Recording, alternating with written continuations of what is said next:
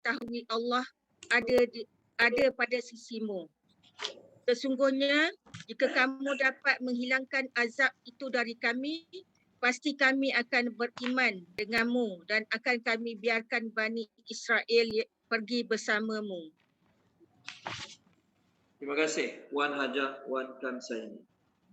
Bila dia orang ada masalah, dia orang suruh Nabi Musa doa pada Allah. So percaya ke tak percaya Nabi Musa tu Nabi? Percayalah. Kalau tak percaya buat apa suruh dia doa? Suruhlah awak punya pendeta-pendeta ke awak punya ulama-ulama awak doa sendiri. Tak suruh Nabi Musa doa. Ini maknanya mereka percaya apa yang Nabi Musa cakap, mereka percaya. Jadi dalam ayat kita ini, apa saya nak sabitkan? Allah sebut janji Allah adalah benar. Janji Allah adalah benar. Semua orang kafir percaya janji Allah benar. Tetapi kebanyakan mereka tidak tahu. Apa yang mereka tak tahu kat sini? Mereka tidak tahu nasib bagi orang yang memungkiri janji terhadap Allah. Mereka tak tahu kesan bagi orang yang tidak menunaikan perintah Allah. Kita tahu apa yang Allah kita tahu apa yang Allah janjikan dalam Quran dan hadis semua benar. Kita tahu orang Islam kalau dia kata betul ke apa Allah janji dalam Quran, tak iman. Orang Islam kalau dia kata betul ke apa yang Allah janjikan dalam Quran tu, kalau orang Islam cakap macam tu rasa iman. So semua orang Islam tahu ini apa yang Allah janjikan dalam Quran tu benar. Tapi yang tak tahu ni apa dia? Yang tak tahu ni. Yang tak tahu ni ialah mereka tak tahu nasib yang bakal menimpa mereka sekiranya mereka tidak tunaikan apa yang Allah suruh. Okay, baik. Ayat ini pula Allah sebut wa yuhyi wa yumiit wa ilaihi turja'un. Dialah yang menghidupkan, dialah yang mematikan, kepadanya lah kamu akan dikembalikan. Allah Ta'ala cakap macam ni untuk orang-orang Quraisy sebab surah ni surah Makkiyah. Apa masalah orang Quraisy? Masalah orang Quraisy, masalahnya ialah mereka tak percaya adanya hari kebangkitan. Harapannya mereka percaya tak Allah hidupkan? Percaya. Percaya tak Allah matikan? Percaya. Cuma mereka tak percaya kita akan dihidupkan balik selepas mati. Allah Ta'ala beritahu, bila janji Allah tu adalah benar, ingat, apa yang aku cakap lepas ni pun benar juga. Apa dia? Dia akan menghidupkan, dia akan mematikan dan kepadanya lah kamu akan dikembalikan. Ayat-ayat macam ni banyak kita akan jumpa dalam surah-surah Makkiyah. Sebab apa? Sebab orang Mekah tak percaya yang kita akan dibangkitkan balik selepas itu. Sekarang kat dunia tak percaya. Kat akhirat nanti apa kata mereka? Kat akhirat nanti apa kata mereka? Tengok surah Ghafir. Surah Ghafir. Surah Ghafir. Dia cari muka surat ajak surah Ghafir. Dalam surah Ghafir ni kat akhirat nanti dia kata, iyalah kami mati 2 kali, hidup 2 kali. Muka surat 468. 468 surah Ghafir. Tolong baca dia. Tuan Haji Kamarudin tolong baca. 46 apa ajak saya? Ya. 11. Ayat Ustaz? 11. Anda sebentar. Mereka menjawab, ya Tuhan kami, Engkau telah mematikan kami 2 kali dan telah menghidupkan kami 2 kali pula. Lalu kami mengaku dosa-dosa kami. Maka apakah jalan bagi kami untuk keluar dari neraka? 10 dan 11, sorry. Tuan Haji Kamarudin, 10 dan 11, maafkan saya. 10. Sesungguhnya orang-orang yang kafir kepada mereka pada hari kiamat diserukan. Sungguh kebencian Allah kepadamu jauh lebih besar daripada kebencianmu kepada dirimu sendiri. Ketika kamu diseru untuk beriman lalu kamu mengingkarinya. Terima kasih Haji Kamarudin. Ke akhirat orang kafir benci diri mereka sendiri. Marah mereka sendiri sampai benci diri mereka sendiri. Allah Ta'ala kata, kebencian Allah terhadap kamu lagi besar terhadap kebencian kamu terhadap diri kamu sendiri. Lalu orang kafir yang tak percaya akhirat ni dia kata, ya Allah, kau telah matikan kami 2 kali, hidupkan kami 2 kali. Itu dosa-dosa kami. Ada tak jalan keluar pada neraka ni? Apa makna mati 2 kali, hidup 2 kali? Apa makna mati 2 kali, hidup 2 kali? Ini kita dalam bentuk air mani. Kita adalah orang-orang yang mati. Lepas tu kita hidup. Lepas tu kita hidup. Sekarang kita hidup. Lalu nanti Allah Ta'ala matikan kita balik. Kita masuk mati kali. Jeruan tadi kan? Dan Allah Ta'ala akan hidupkan kita balik 2 kali. Ini maksud mati 2 kali, hidup 2 kali. Ayat mati dua kali ni sama macam ayat dalam surah Baqarah. Puan Zakiyah telah baca boleh? Muka surat 5 surah Baqarah. Sama lah juga ni. Surat 5 surah Al-Baqarah ayat 28. Dulu kita mati, maksud kita mati kita dalam bentuk air mani. Kita belum dijadikan manusia lagi. Kalau baca Puan Zakiyah surat 5 ayat 28.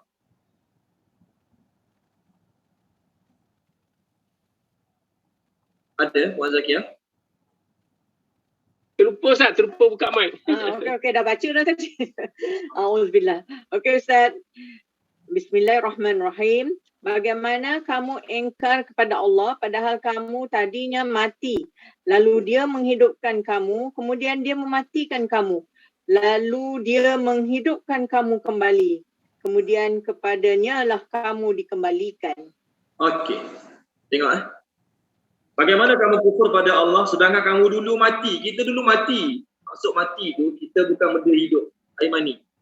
Lalu sekarang kita hidupkan, dia dihidupkan. Nanti kita akan dimatikan, nanti kita akan dihidupkan balik. Sebab tu kalau orang tanya dalam surah Al-Mulk, kita baca semua siap malam surah Al-Mulk kan. Alladzi khalaqal mauta wal hayata liyabluwakum ayyukum ahsanu amala. Allah yang ciptakan mati dan hidup untuk uji kamu. Kenapa Allah sebut mati dulu baru hidup? Patutnya sebutlah hidup dulu baru mati. Allah sebut mati dulu sebab kita dulu adalah mati. Maksud mati ni ialah kita dulu dalam bentuk air mani. Kita tak tahu apa-apa. Lalu Allah hidupkan kita untuk menguji kita. Ini maksud ayat. Okey, baik. Maksud yang pertama hidup dan mati kita faham. Hidup bernyawa, mati tidak bernyawa. Boleh? Ayat ni juga memberi makna hidup dan mati maknawi. Hidup dan mati dari sudut maknawi. Apa maksud maknawi? Orang yang beriman dianggap hidup di sisi Allah. Orang yang mati dianggap mati di sisi Allah. Ada orang dulu dia hidup, maksudnya dulu dia beriman. Allah matikan hati dia jadi kafir. Ada tak? Ada. Ada orang dulu dia kafir. Dia kafir. Lalu Allah hidupkan dia. Contoh, Hamzah radhiyallahu anhu, dulu dia kafir. Pada tahun ke-6 ataupun ke-5 kenabian, ke-6 tak silap saya, dia masuk Islam. Hamzah radhiyallahu anhu, pak saudara Nabi, asalnya dia kafir. Pada tahun ke-6 dia masuk Islam. Apa Allah kata tentang Hamzah radhiyallahu anhu? Allah kata, sama tak orang yang dulunya mati lalu kami hidupkan? Adakah maksud Hamzah radhiyallahu anhu dulu dia mayat, lepas tu bangkit balik semula jadi orang? Bukan. Okey. Tengok surah Al-An'am, muka surat 143. Muka surat 143, surah Al-An'am, ayat 122. Ayat 122. Puan Rosmina Harun tolong baca boleh? Puan Rosmina Harun tolong baca. Boleh Ustaz? Sekejap ya. 143 ayat 122 ya Ustaz? Ya betul, 122. Bismillahirrahmanirrahim. Dan adakah orang yang mati, kemudian kami hidupkan dia semula. Dan kami jadikan baginya cahaya, iaitu iman, yang menerangi untuk ia berjalan dengan suluhan cahaya itu dalam masyarakat manusia. Sama seperti yang tinggal tetap di dalam gelap gelita, iaitu kufur, yang tidak dapat keluar daripadanya. Demikianlah yang diperlihatkan pula pada pandangan orang kafir itu akan keelokkan apa yang mereka telah lakukan. Allah kata, sama tak dulu orang yang dia mati kami hidupkan?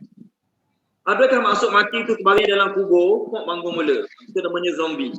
Itu namanya zombie kampung pisang. Ini tak. Orang yang dulu kafir, Allah bagi hidayah masuk Islam, maksudnya Allah hidupkan dia. Dulu dia mati. Maksud mati ni, orang kafir di sisi Allah bagi orang mati, walaupun dia hidup jalan macam biasa. Lalu Allah hidupkan dia dengan cara Allah bagi hidayah pada dia. Kita biasa dengar dulu kat kampung-kampung biasa wirid kan. Tukhrijul hayya minal mayyiti wa mukhrijul mayyiti minal hayy. Kau hidupkan orang yang mati, kau matikan orang yang hidup. Tengok muka surat okey 53. Muka surat 53 ayat 26 27. Muka surat 53 ayat 26 27. Ayat ni biasa dibaca oleh imam-imam semasa wirid. Tapi sekarang jarang dengar lah. Okay, sebab orang Selangor KL lagi kerja cepat, tak boleh wirid panjang-panjang. Guru simak. Muka surat 53 ayat 26-27. Tolong baca Puan Rogayah boleh? Puan Rogayah Orif tolong baca. Saya punya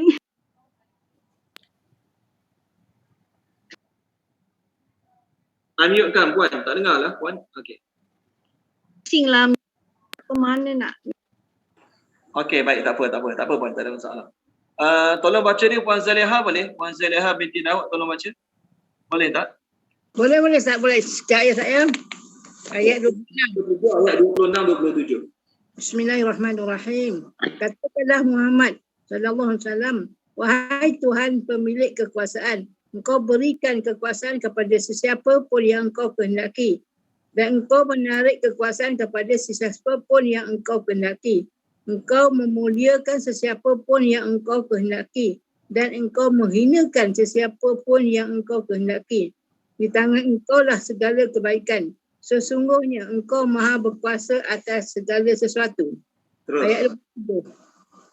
Engkau memasukkan malam ke dalam siang, dan Engkau memasukkan siang ke dalam malam, dan Engkau keluarkan yang hidup daripada yang mati, dan Engkau keluarkan yang mati daripada yang hidup, dan Engkau berikan rezeki kepada sesiapa yang Engkau kehendaki tanpa perhitungan. Okey, terima kasih Puan Zaleha. Poin saya yang terakhir itu. Engkau keluarkan yang hidup daripada yang mati, kau keluarkan yang mati pada yang hidup. Apa maknanya? Mak ayah kafir, maksudnya hidup ke mati, mati. Daripada pasangan mak ayah yang kafir, mati ni, Allah boleh keluarkan anak yang hidup. Maknanya yang hidup apa dia? Anak tu jadi orang mukmin. Mak ayah kafir, dua-dua kafir mak ayah ni, tak kisahlah agama apa pun sebelum ni. Jadi mak ayah tu maksudnya mati. Daripada mak ayah yang mati, Allah keluarkan anak yang hidup. Siapa anak yang hidup? Anak dia jadi orang mukmin. Itu maksud anak yang hidup. Ini satu. Ataupun Allah Ta'ala kata kau keluarkan yang mati daripada yang hidup. Apa maknanya? Mak ayah Islam. Anak-anak lahir-lahir besar-besar jadi murtad. Berlaku tak? Berlaku hari ini. Ini maksudnya daripada orang yang hidup keluar anak mati. Daripada mak ayah yang mati keluar anak yang hidup. Maksud hidup mati kat sini bukanlah bernyawa tak bernyawa, tapi beriman ataupun tidak. So Allah nak kata, wahai orang kafir yang dah dengar macam-macam penjelasan daripada Nabi SAW, kenapa tak beriman-iman juga? Kenapa tak beriman juga? Walaupun Nabi ni penceramah terbaik, pentarbiah terbaik, penasihat terbaik, tapi orang kafir tetap tak nak beriman juga. Sebab apa? Sebab Allah tak nak bagi dia hidup. Itu poin.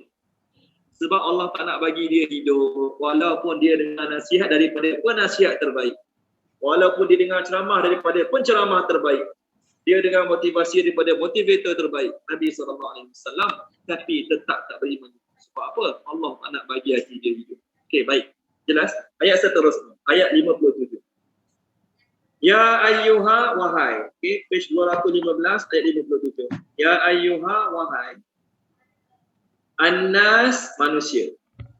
Annas manusia. Pada sesungguhnya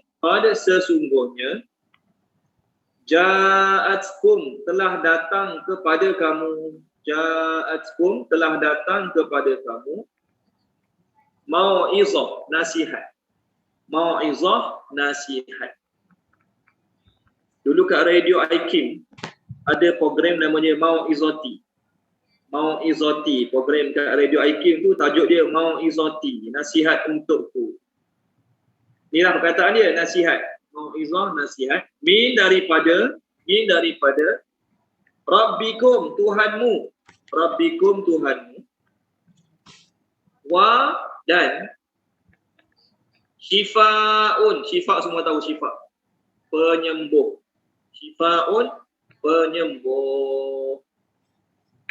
Li bagi ma apa yang dalam bracket tulis penyakit-penyakit. Ma tu apa yang? Penyembuh bagi apa yang? Dalam bracket tulis penyakit-penyakit. Fi dalam as-sudur, hati-hati. Kita baca doa tadi, Rabbi syrahli sadri. Sadri itu satu hati, as-sudur banyak hati-hati. Wa dan hudan sebagai petunjuk. Hudan sebagai petunjuk. Wa dan rahmatun rahmat Rahmatun, rahmat. Li, bagi ataupun kepada. Li, bagi ataupun kepada. Al-mu'minin, orang-orang yang beriman. Mu'minin, orang-orang yang beriman. Okey. Datuk Muhammad bin Husin terjemahkan boleh? Datuk Muhammad bin Husin ayat 57 kita. Bismillahirrahmanirrahim. Wahai manusia, sesungguhnya telah datang kepada kamu nasihat daripada Tuhanmu dan penyembuh bagi apa yang iaitu penyakit dalam hati-hati kamu dan sebagai petunjuk dan rahmat bagi orang-orang yang beriman. Okey, terima kasih Datuk. Kalau kita dengar ceramah tajuk ketinggian Al-Quran, kehebatan Al-Quran, mesti jumpa dua ayat ni. 57, 58. Kalau dengar ceramah-ceramah ustaz-ustaz ke tentang ketinggian Al-Quran, kelebihan Al-Quran, mesti dia akan baca dua ayat. Apa dia? Dalam ayat 57 ni Allah sebut 4 ciri-ciri Al-Quran. Mau'izah, syifa, hudan, rahmat. Dalam ayat ni ada 4 ciri-ciri Al-Quran, sifat Al-Quran, kelebihan Al-Quran. Mau'izah, nasihat, 1. Syifa, penyembuh, 2. Hudan, petunjuk, 3. Rahmatun. Baik, Allah SWT sebut di permulaan ayat An-Nas, manusia. Betul? Maksud manusia siapa? Semua. Islam, Yahudi, Nasrani, Musyrikin, Majusi, Buddha, Hindu, apa saja agama semua termasuk bila sebut manusia. Jadi orang yang gila dia tak termasuk. Tapi penutup Allah sebut mukminin. Allah sebut mukminin. Apa maksudnya? Baik, Quran ni adalah mau'izah dan syifa untuk semua manusia. Kan saya beritahu dalam ayat ni ada 4 ciri-ciri Quran. Mau'izah, syifa, petunjuk dan rahmat. Permulaan ayat Allah sebut manusia, penutup Allah sebut mukminin. Apa Allah nak sampaikan? Pertama Allah nak sampaikan Al-Quran ini dari sudut mau'izah, dari sudut syifa, iaitu dua yang pertama untuk semua manusia. Quran ini nasihat untuk orang kafir, untuk orang Islam, untuk orang beramal, untuk orang tidak beramal, untuk Yahudi, Nasrani, semua dapat nasihat daripada Quran. Quran ini penyembuh untuk orang Islam saja ke? Tak, Quran ini penyembuh untuk semua manusia. Sama ada dia Islam ke, bukan Islam ke, Yahudi ke, Nasrani. Quran boleh jadi mau'izah untuk dia. Quran boleh jadi penyembuh masalah hati bagi dia. Dua yang pertama untuk semua manusia. Ada pun dua yang kedua. Quran ini boleh jadi petunjuk. Bagi siapa? Orang mukmin saja. Quran ini boleh jadi rahmat. Bagi siapa? Orang mukmin saja. Maknanya orang yang tidak mukmin dia tidak akan dapat dua manfaat terakhir daripada ayat. Dua manfaat pertama dia boleh dapat. Dia boleh dapat. Orang kafir boleh dapat manfaat mau'izah. Orang kafir boleh dapat manfaat syifa daripada Quran. Boleh? Boleh. Tapi dua terakhir orang mukmin dia dapat. Orang yang tak mukmin tak dapat. Okey, kita bincang satu-satu. Dalam Quran banyak nama Quran Allah bagi. Kat sini 4 lah. Dalam surah An-Nisa Allah sebut nama Quran adalah Nur. Nanti kita refer lah, saya baca ayat dia. Ya ayuhan nasu qad ja'akum burhanun min rabbikum wa anzalna ilaikum nuran mubina. Nur. Quran dipanggil Nur. Dalam surah Syura Quran dipanggil Ruh. Wa kadzalika awhayna ilaika ruham min amrina. Ruh. Jadi 4. Yang nama kelima Quran Nur. Nama keenam Quran Ruh. Nama ketujuh Quran Mubarak. Mubarak. Nama ketujuh Al-Quran adalah Mubarak. Nama ke-8 Quran adalah Furqan. Nama ke-8 bagi Quran adalah Furqan. Okey, nama ke-8 bagi Al-Quran adalah Furqan. Nama ke-9 bagi Quran adalah Tibyan. Tibyan. Taba ya alif nun. Tibyan. Apa makna Tibyan? Penerangan. Maksud Tibyan penerang. Kalau tak silap saya minggu lepas sebelum waktu kelas kita saya ada share kat grup nama-nama Al-Quran. Dalam kelas kita lah saya share kat grup. Okay, nama-nama Al-Quran. Okay, kita tak bincang semua hari ni. Kita bincang 4 saja. Pertama, Quran adalah mau'izah, nasihat. Yakinlah Quran adalah penasihat terbaik dalam hidup kita dalam masalah apa sahaja. Masalah family, masalah kehidupan, masalah perniagaan, masalah binatang ternak, masalah pertanian. Quranlah penasihat terbaik. Jadi orang yang ada masalah, carilah Al-Quran. Carilah Al-Quran kerana Al-Quran adalah penasihat terbaik. Orang Islam hari ini pun setengahnya berbangga-bangga dengan kata-kata nasihat orang putih. Betul kan? Allah Alam, tak tahu kenapa nasihat orang putih ni dia jadi lagi pada nasihat orang Melayu. Kalau tulis nasihat kat orang Melayu, dia punya tu kurang sikit. Tapi kalau tulis nasihat kat orang putih, dia jadi lebih sikit. Allah Alam, tak tahu. Tapi yakinlah penasihat terbaik dalam apa saja masalah. Masalah family, Quran nasihat dia. Masalah dia beradik, Quran penasihat dia. Masalah perniagaan, Quran penasihat dia. Jadi penasihat terbaik adalah Al-Quran. Cumanya, sama ada kita dapat korek nasihat tersebut ataupun kita tak dapat korek nasihat tersebut, Allah. Saya sekarang ni dekat Sumbajaya kelas kisah Nabi Yusuf. Kisah Nabi Yusuf. Masuk surah Yusuf. Dalam surah Yusuf, Allah Ta'ala cerita tentang anak dengan ayah. Nabi Yusuf, anak ayah dan Nabi Yaqub. Dalam kisah Nabi Musa, Allah cerita tentang mak dengan anak. Mak dengan anak. Ayah Nabi Musa tak ada. Lahir-lahir ayah tak ada. Nabi Yusuf lahir-lahir mak meninggal. Apa nasihat Allah nak bagi? Allah nak beritahu orang yang kehilangan pasangan, sama ada kehilangan suami, kehilangan isteri, tak boleh menjadikan alasan saya seorang je macam mana nak didik anak saya. Saya seorang je macam mana nak terbiah anak saya. Allah tunjuk dalam Quran. Tengok Nabi Musa, mak dia seorang, ayah dia tak ada. Boleh didik anak jadi orang terbaik. Tengok Nabi Yusuf, lahir-lahir mak tak ada, ayah dia ada. Ada mak tapi mak tiri. Tiri ayah macam lah sikit. Ada mak, ada ayah, tak ada mak. Pun Allah nak tunjuk, Allah boleh, ayah boleh nasihat anak jadi anak. Itu salah satu contoh. Nasihat-nasihat dalam Quran banyak. Cuma antara kita dapat keluarkan ke ataupun tak dapat. Dalam tafsir pedoman, dia kata dulu satu hari kat Pakistan, bukan satu hari lah, kat Pakistan dulu, ada general-general dia besar-besar, ramai-ramai, naik satu kapal terbang, naik helikopter ramai-ramai, terbentuk dengan mereka. Ingat tak dulu? Kat Pakistan lah, dia punya general-general tentera dia besar-besar, pangkat-pangkat dia, naik kapal terbang, sama-sama naik. Satu kapal terbang, orang besar-besar ni, dalam pangkat tentera. Kena letup, habis semua, gila. Maka pengarang tafsir pedoman tulis, dia kata, Allah dah ajar dah. Bila kita ramai-ramai menghadapi pihak musuh, jangan pergi ramai sekaligus. Sebab tu sekarang, menteri dengan timbalan Perdana Menteri tak boleh naik flight sekali, betul kan? Agung dengan anak dia pun sama, tak boleh naik flight sekali. Betul? Syarikat besar-besar pun sama juga. Pengarah paling besar dengan pengarah nombor 2, tak boleh naik flight sekali. Betul? Sekarang ni punya undang-undang. Quran dah ajar lama dah.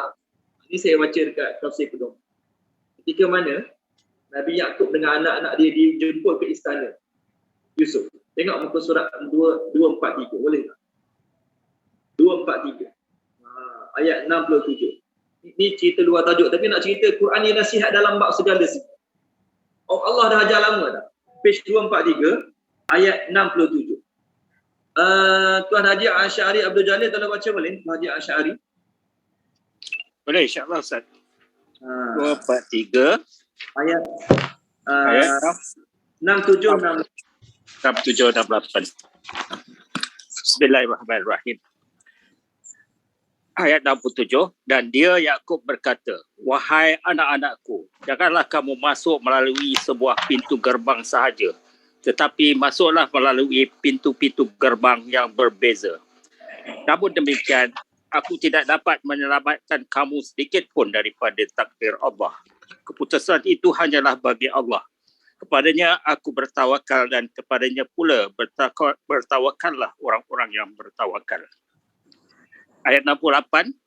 Dan ketika mereka masuk mengikut apa yang diperintahkan oleh bapa mereka, tidak dapat menolak sedikit pun keputusan Allah. Tetapi hanya satu keinginan pada diri Yakub yang telah ditetapkannya. Dan sesungguhnya dia mempunyai pengetahuan kerana kami telah mengajarkan kepadanya, tetapi kebanyakan manusia tidak mengetahui. Sekian. Siapa ajar ilmu ni? Allah ajar pada Nabi Yaakob. Anak dia ramai-ramai, 11 orang, dekat istana. Dia tak tahu yang jemput dia tu Nabi Yusuf. Tapi untuk langkah berjaga-jaga. Langkah berjaga-jaga, kita ramai-ramai, jangan masuk kat satu pintu. Nanti kalau kena serang dak kat satu pintu tu, semua yilik Semua KO, kojol. Jadi macam mana cara dia? Kita masuk berbeza-beza pintu. At least kalau pintu 1, pintu 2 ada bahaya, pintu 3, 4, 5, 6 tu, kita boleh selamat. Maksudnya kalau jadi apa-apa, tak adalah semua anak aku mati. Seolah-olah. Jadi ilmu ni Allah dah ajar lama dah dalam surah Yusuf. Sekarang, Allah Allah. Tak tahulah sekarang ke bila ke. Sekarang ilmu ni telah dipraktik.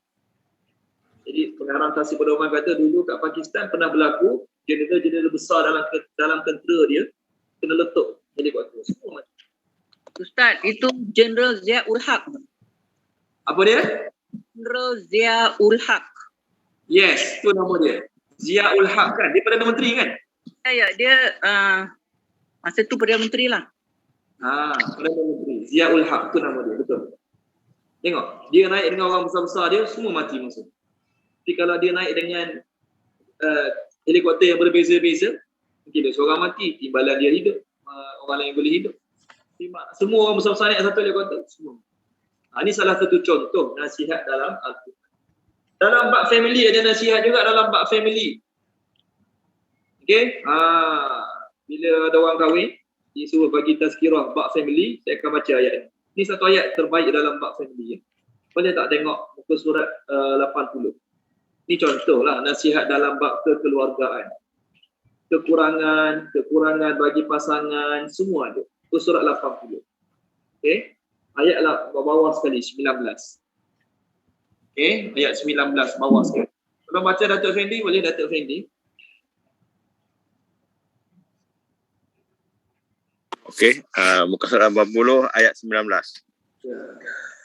Wahai orang yang beriman, tidak halal bagi kamu mewarisi perempuan yang jalan paksa dan janganlah kamu menyusahkan mereka kerana hendak mengambil kembali sebahagian daripada apa yang telah kamu berikan kepadanya. Kecuali apabila mereka melakukan perbuatan keji yang nyata, dan bergaullah dengan mereka menurut cara yang baik. Jika kamu tidak menyukai mereka, maka bersabarlah kerana boleh jadi kamu benci sesuatu padahal Allah menjadikan kebaikan yang banyak padanya. Terima kasih Datuk. Allah sebut apa penutup ayat ni? Bergaullah dengan isteri kamu dengan pergaulan yang baik walaupun mereka banyak kekurangan. Mereka ada buat salah, mereka ada buat silap. Bergaullah dengan mereka dengan pergaulan yang baik. Layan baik-baik. Kerana boleh jadi kamu tak suka beberapa perkara daripada isteri-isteri kamu tu. Tapi di sebaliknya Allah menjadikan pada kamu kebaikan yang banyak. Mungkin isteri perangai bodoh tapi anak-anak Allah lahirkan semua jadi soleh, solehah. Semua jadi ustaz-ustazah, alim-alimah. Kita tak tahu. Ini orang putih panggil blessing in disguise. Betul kan? Di sebalik sesuatu yang buruk, Allah janjikan sesuatu yang baik. Ini contoh nasihat-nasihat dalam bab kekeluargaan. Ini contohlah. Banyak lagi ayat-ayat lain sebenarnya.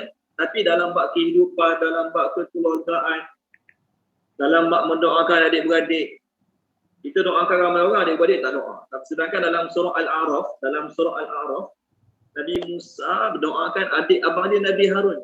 Allah bagi rahmat, Allah bagi keampunan. Kita sekarang ni fokus doa mak ayah je. Baguslah doa mak ayah tu. Dapat pahala doa mak ayah tu. Tapi adik-beradik, berapa ramai yang kita sungguh-sungguh doakan adik-beradik? Itu pun Allah ajar dalam Quran. Cuma kita mungkin kita hanya baca Quran, tidak mendalami, tidak menyelusuri. Jadi kita tak nampak sangat nasihat Quran ni sebagai nasihat. Sedangkan Quran lah sebagai nasihat. Bagi orang mukmin saja ke? Tak, bagi seluruh dunia. Bagi semua orang. Bagi semua orang Quran lah nasihat. Quran lah penasihat terbaik, motivator terbaik. Okey, ni satu nasihat. Ada seorang ulama tu, dia nak balik ke negara dia. Anak murid dia minta nasihat. Kat airport lah ni. Dia kata ada dua je nasihat yang paling mudah. Satu Quran, yang kedua mati. Satu Quran, yang kedua mati. Quran inilah ayat dia. Allah kata Quran tu adalah nasihat. Quran tu pertama adalah nasihat. Kerana apa? Allah lah sebaik-baik penasihat. Betul kan? Motivator yang hebat bercakap hari ini, penceramah yang hebat dalam beri percakapan hari ini, siapa yang bagi ilham kat dia untuk cakap hebat?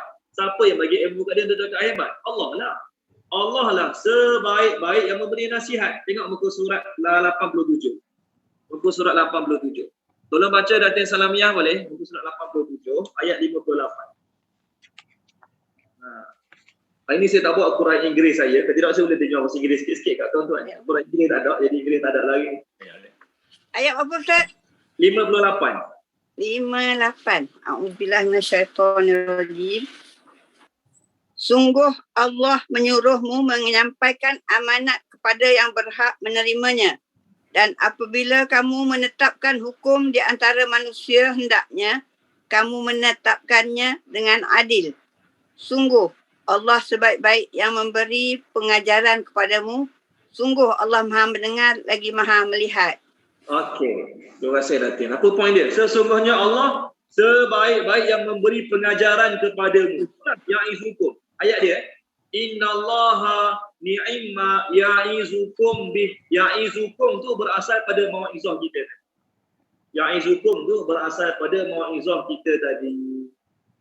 Jelas? Jadi ulama ni saya lupa nama dia. Kat airport dia cakap pada anak murid dia, Allah dah bagi supaya tu penasihat dan nasihat apa lagi. Quran tu penasihat terbaik. Yang pertama. Yang kedua, Nabi sebut dalam sebuah hadis, kafa bil mauti mau'izatan. Cukuplah kematian itu sebagai nasihat. Okey, nasihat panjang-panjang. Kalau tak jadi juga, ingat mati. Kadang-kadang orang boleh berubah sebab ayah dia mati, sebab mak dia mati, sebab isteri dia mati, sebab suami dia mati, jadi berubah. Sebelum ni dia haru lah, orang pernah panggil haru. Maksudnya dia lock-lock lah. Rapuh sana, sembahyang bang tak ada. Tapi lepas tengok ayah dia mati, dia jadi insaf. Ataupun dia pergi ke pengkebumian kawan dia. Dia tengok kawan dia yang sebelum ni happy, duit banyak, hidup senang, kok mati. Maka kematian kawan dia menjadi penasihat terbaik. Jadi kita kalau nak nasihat, Nabi kata mati itu adalah penasihat yang terbaik. Ingat balik kawan-kawan kita, ingat balik adik-beradik kita, ingat balik saudara mara kita yang dulunya gembira, ceria, hebat. Sekarang kat mana mereka? Sekarang kat mana mereka yang duit banyak dulu? Sekarang kat mana mereka yang berbangga dengan kenderaannya, rumahnya, segala-galanya mahal? Sekarang kat mana mereka? Kat mana? Dalam kubur. Kita pun kat mana nanti? Itulah juga tempat tujuan. Jadi ingat mati adalah penasihat yang. Jadi penasihat kita paling baik dua. Siapa? Satu Quran. Yang kedua kematian. Satu Quran, yang kedua kematian. Okey, baik. Seterusnya. Sifat Quran yang kedua syifa. Syifa. Cuma kat sini syifanya lebih ditujukan kepada masalah hati. Sekarang kita nak cerita syifa luar sikit. Syifa bukan sahaja hati, tapi syifa untuk segala masalah-masalah yang lain. Boleh tak tengok surah Isra ayat 82. Tolong baca dia. Dr. Azizah tolong baca boleh Dr. Azizah? Boleh Ustaz. Okey, cuba Ustaz. Muka surat 291. 290. Yes, 290. 290 ayat 82. Kalau kita type kat Google ayat-ayat syifa keluarlah ayat ni salah satu. Kita type kat Google ayat-ayat syifa. Keluarlah salah satunya ayat ni 82. Tolong baca. Okey. Bismillahirrahmanirrahim. Dan kami turunkan dengan beransur-ansur daripada Al-Quran ayat-ayat suci yang menjadi penawar dan rahmat bagi orang yang beriman kepadanya. Dan sebaliknya Al-Quran tidak menambahkan bagi orang yang zalim melainkan kerugian. Okey. Allah SWT sebut dan kami menurunkan Al-Quran sebagai syifa. Allah sebut syifa saja. Allah sebut tak syifa masalah hati ke, masalah luaran ke, masalah dalaman? Allah tak sebut kan? Bila Allah tak sebut apa maknanya? Umum. Semua penyakit Al-Quran adalah penyembuh. Dalam sebuah hadis daripada Abu Darda radhiyallahu anhu. Dalam sebuah hadis daripada Abu Darda radhiyallahu anhu, Nabi SAW bersabda, alaikum bisyifa'aini al-asali wal Quran. Hadis ni riwayat daripada Imam Abu Daud, daripada Abu Darda radhiyallahu anhu. Nabi bersabda, kamu kena sentiasa dengan dua syifa, dua penyembuh, kena sentiasa amalkan dua penyembuh. Apa dia? Al-asal, madu. Nama al-asal, madu.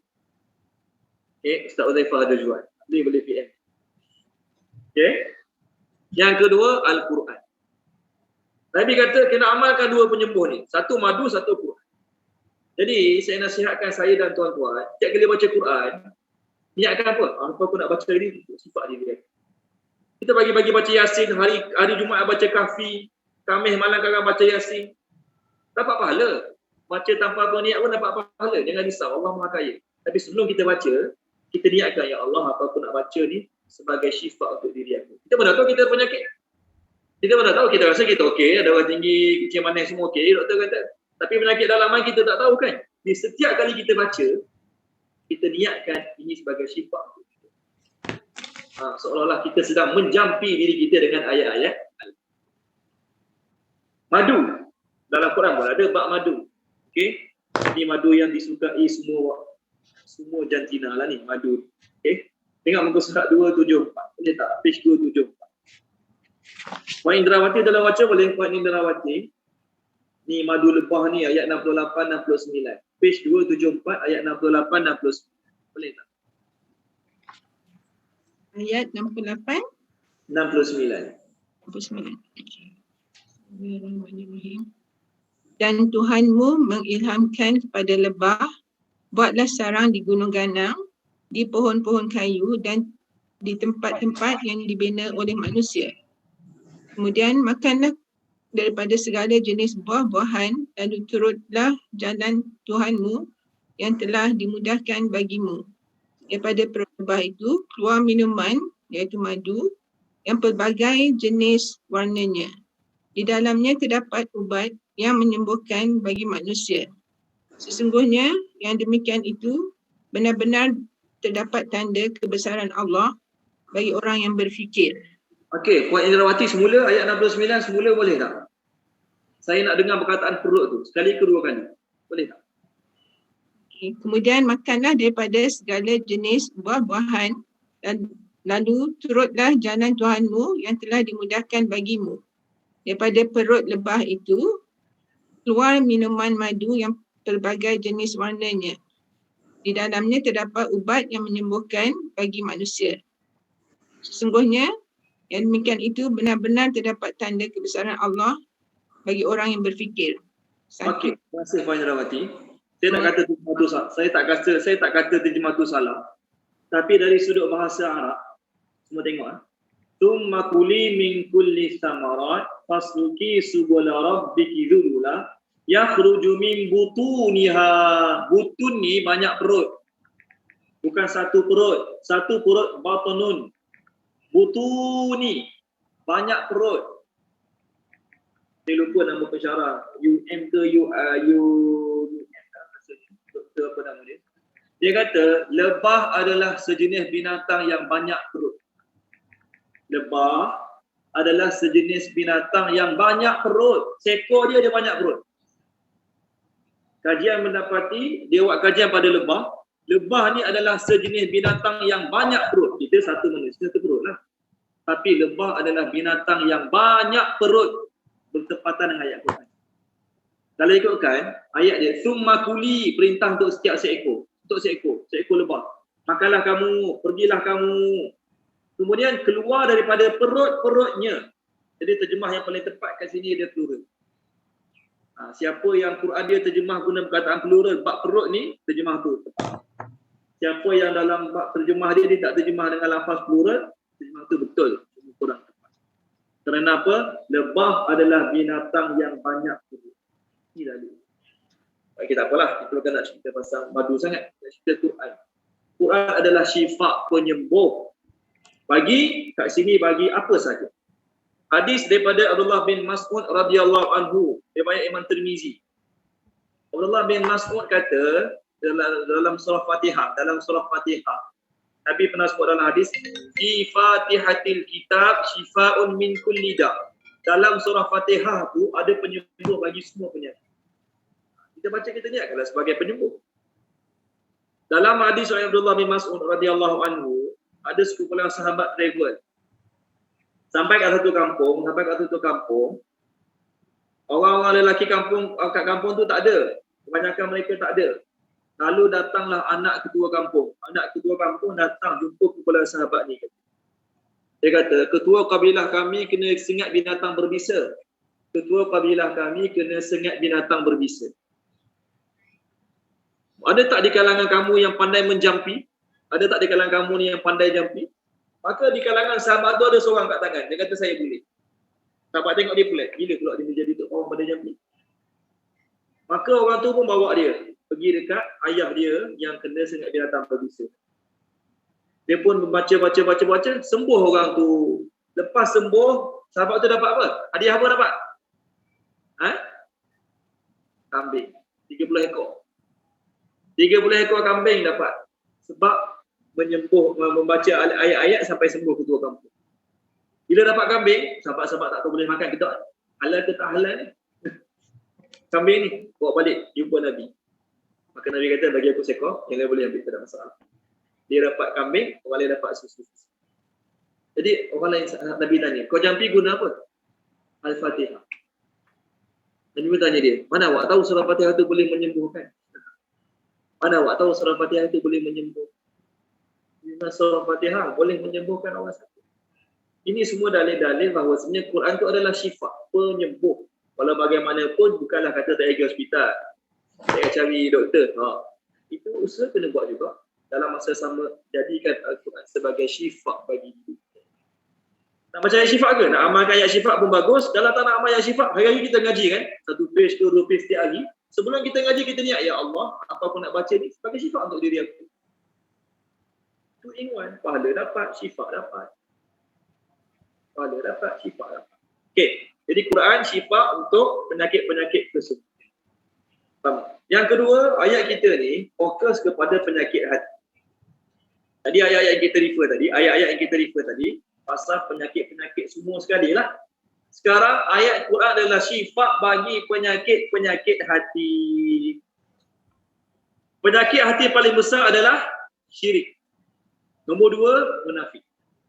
Penyakit hati paling besar adalah syirik.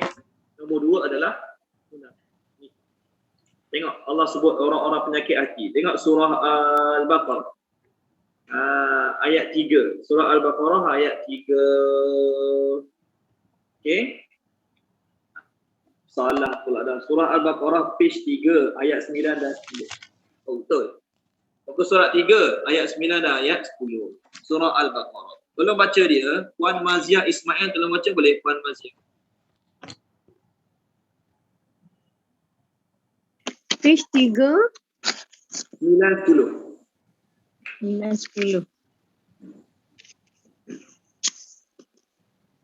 Bismillahirrahmanirrahim. Mereka hendak menipu Allah dan orang-orang yang beriman, padahal mereka hanyalah menipu diri sendiri tanpa mereka sedar. Dalam hati mereka ada penyakit, lalu Allah menambah penyakitnya itu dan mereka mendapat azab yang pedih kerana berdusta. Okey, terima kasih Puan Maziah. Dalam hati mereka ada penyakit. Penyakit apa? Kanser hati. Hati berlubang. Jantung berlubang. Bukan. Dalam hati mereka ada penyakit, maksudnya penyakit nifak. Munafik. Penyakit syirik. Penyakit munafik. Itu penyakit dalam hati mereka. Puan Izawani. Kalau baca boleh. Puan Izawani ada. Ustaz. 207. Page 207. Ayat 124, 125. Kita dah lalu. 207, ayat 124 dan 125. 124, 125. Okay, bismillahirrahmanirrahim. Apabila diturunkan sesuatu surah daripada Al-Quran, maka ada antara mereka yang munafik bertanya secara mengejek, siapakah antara kamu yang bertambah imannya disebabkan dengan surah ini? Adapun bagi orang yang beriman, maka surah itu menambahkan iman mereka serta mereka bergembira dengan turunnya. 125. Adapun orang yang berpenyakit, kekufuran dalam hati mereka, maka surah Al-Quran itu menambahkan lagi kekufuran di samping kekufuran yang sedia ada pada mereka dan mereka mati dalam keadaan kafir. Okey, terima kasih Puan Izawani. Dah ada diterjemahkan. Penyakit ada, kekufuran ada, munafik. So penyakit hati paling besar adalah syirik dan munafik. Al-Quran boleh menyembuhkan dua penyakit utama ini yang ada dalam. Penyakit selain dua ni, penyakit apa? Hasad dengki, cemburu, sangka buruk, sakit hati tengok orang lain berjaya, sakit hati tengok orang bahagia, sakit hati tengok orang berniaga menjadi, gembira tengok orang bankrupt, gembira tengok keluarga orang lain bercerai-berai, gembira tengok anak-anak dia semua belajar tak pandai, gembira tengok orang berniaga, tengok-tengok tutup kedai, ha pada muka. Betul. Jadi orang macam ni gembira terhadap kegagalan orang lain, sakit hati terhadap kejayaan orang lain, ni penyakit hati. Ni antara penyakit hati lah ni. Tengok kawan dia berjaya, makin hidup dia makin berjaya, rumah makin besar, kereta makin hebat, betul lah. Sakit hati. Oh, tak boleh sakit hati. Ini masalah hati ni. Sakit hati tengok orang berjaya, gembira tengok orang lain gagal, tak kisahlah dalam apa sahaja bidang, tengok orang yang gagal dia gembira, ini antara penyakit. Jadi penyakit hati ni kena diubati dengan ayat-ayat. Apa cara nak mengubatinya? Cara nak mengubatinya pertama baca. Baca ayat Quran, ayat-ayat Quran tu akan memberi kesan pada penyakit-penyakit hati tersebut. Yang kedua, terjemahkan dan cuba mentadabbur ayat-ayat tersebut. Terjemahkan dan cuba mentadabbur ayat-ayat tersebut. InsyaAllah penyakit-penyakit hati akan hilang. Penyakit dengki. Dalam hati dengki. Quran kata apa dia? Allah yang memberi rezeki pada siapa yang dia nak. Jadi kita kata apa dia? Dia kaya tu sebab Allah nak dia kaya. Dia berjaya tu sebab Allah nak dia berjaya. So aku yang dengki dengan dia, aku sakit hati dia kaya berjaya tu, sebenarnya aku sakit hati dengan siapa? Nampak aku sakit hati dengan dia. Hakikatnya aku sakit hati dengan zat yang bagi dia kaya. Hakikatnya aku sakit hati dengan zat yang bagi dia berjaya. Siapa dia? Allah. Di Quran ajar kita, awak sakit hati dengan dia, kau sakit hati dengan Allah. Jadi ayat-ayat Quran boleh menjadi penyembuh bagi masalah hati. Masalah hati ni ada pada semua orang. Masalah hati ni ada pada semua orang. Ustaz tak ustaz? Ustaz dia pergi sama-sama ustaz. Oh, asyik panggil dia.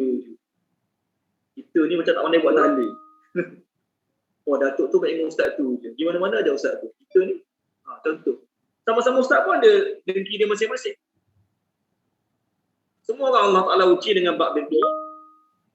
Sebab tu, semasa bincang bab surah Yusuf. Bab surah Yusuf. Ketika mana Nabi Yusuf mimpi 11 bintang, bulan dan matahari sujud pada dia. Dia kata apa? Jangan cerita kat adik-adik hang. Jangan cerita kat adik-adik hang. Nanti dia orang akan buat perancangan jahat tak ada. Aku lama kata apa dia? Pada adik-beradik pun tak payah cerita semua benda kita dapat. Orang lain. Lagi ya. Dalam hidup ni dua orang je takkan dengki dengan kita. Dalam hidup kita ni dua orang je takkan dengki dengan kita. Tak boleh? Mak dengan ayah. Mak dengan ayah kita dia takkan dengki dengan kita.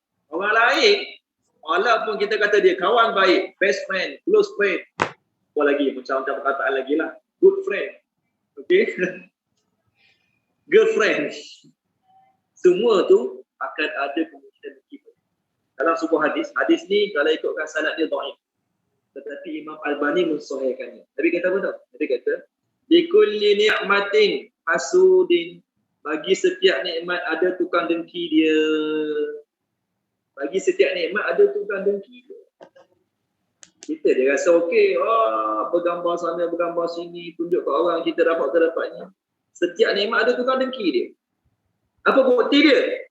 Tanya diri kita. Kita ada tak dengki kepada orang? Tanya diri kita. Bukti dia, tanya diri kita. Kita ada tak dengki pada orang? Kalau tak langsung hebatlah. Kita ni belajar mengajar Quran ke, belajar apa saja, ada juga dengki kat orang. Jadi sebagaimana hati kita ada dengki kat orang, orang ada dengki kat kita. Ada juga Nabi kata dalam sebuah hadis, nanti saya share hadis tu. Sanad dia dhaif tapi boleh dijadikan pengajaran. Dia kata, mintalah pertolongan dengan Allah dalam menunaikan hajat kamu dengan sembunyi-sembunyi. Jangan minta secara terang-terangan, jangan minta secara apa? Kuat-kuat. Minta secara sembunyi-sembunyi. Kerana Nabi kata, setiap nikmat tu ada tukar dengki. Setiap nikmat tu ada tukar dengki. Bukan tak boleh cerita langsung, boleh cerita nikmat. Tapi berpada-pada. Okey. Orang dengki kita nak macam mana? Bukan kemampuan kita nak sekat hati daripada dengki. Betul kan? Dia pun depan-depan tak tunjukkan kedengkian daripada kita. Depan-depan muka manis lah. Sweet talk. Belakang-belakang habis. Cerita buruk kita, fitnah kita. Ni semua berlaku. Apa yang kita boleh buat? Buang dengki pada hati kita. Itu kita betul buat. Buang dengki daripada hati kita. Saya pernah cerita pada tuan-tuan dalam kitab ni. Kitab Hasyiah Sawi ni. Pengarang dia Muhammad Ahmad bin Muhammad Sawi Al-Misri Al-Khulwati Al-Maliki. Orang Mesir. Mazhab Maliki. Dia kata hati manusia ni ada tiga. Hati manusia ada tiga. Pertama, hati para Nabi. Hati para Nabi ni adalah hati ahli syurga. Itu hati yang langsung tak ada masalah dalaman. Tak ada masalah dengki ke orang, benci ke orang, sakit hati ke orang, tak tentu pasal, sangka buruk orang tu pasal, tak ada. Ini hati para Nabi. Hati ni adalah hati ahli syurga. Di siapa yang ada hati macam ni, jasad dia masih di dunia, hatinya telah berada di syurga. Sebab apa orang dalam syurga nanti mana ada sakit hati, tak ada dengki dalam syurga. Ini hati yang pertama. Hati yang kedua, ialah hati yang di dalamnya ada sifat-sifat mazmumah. Ada dengki ke orang, cemburu, sakit hati, tak puas hati. Sakit hati tengok orang lain berjaya, gembira tengok orang lain gagal. Dalam hati dia ada perasaan-perasaan tak baik tu. Tapi dia tak senang perasaan tu ada dalam hati. Dia tak senang duduk perasaan tu ada dalam hati dia. Dia usaha nak buang perasaan tu. Ustaz, macam mana nak buang dengki, Ustaz? Ustaz, saya ni jenis sangka buruk ke orang. Ustaz, macam mana nak buang perasaan tu, Ustaz? Ustaz, saya ni dengki lah tengok gini-gini. Macam mana nak buang perasaan? Dia pun cari guru-guru, cari ustaz-ustaz. Dia minta amalan-amalan tertentu untuk buang dengki tu daripada hati dia. Apa maknanya? Perasaan tu ada dalam hati dia. Perasaan dengki, perasaan tak baik ada dalam hati dia. Tapi dalam masa yang sama dia tak redha perasaan tu ada dalam hati. Dia fikir nak buang perasaan. Tanya dah, 2-3 orang guru tanya macam mana nak buat, apa nak baca, apa nak amalkan, apa nak doa. Maka hati ini masih lagi hati ahli. Hati yang ketiga, ni hati ahli neraka. Hati yang ketiga adalah hati ahli neraka. Siapa dia?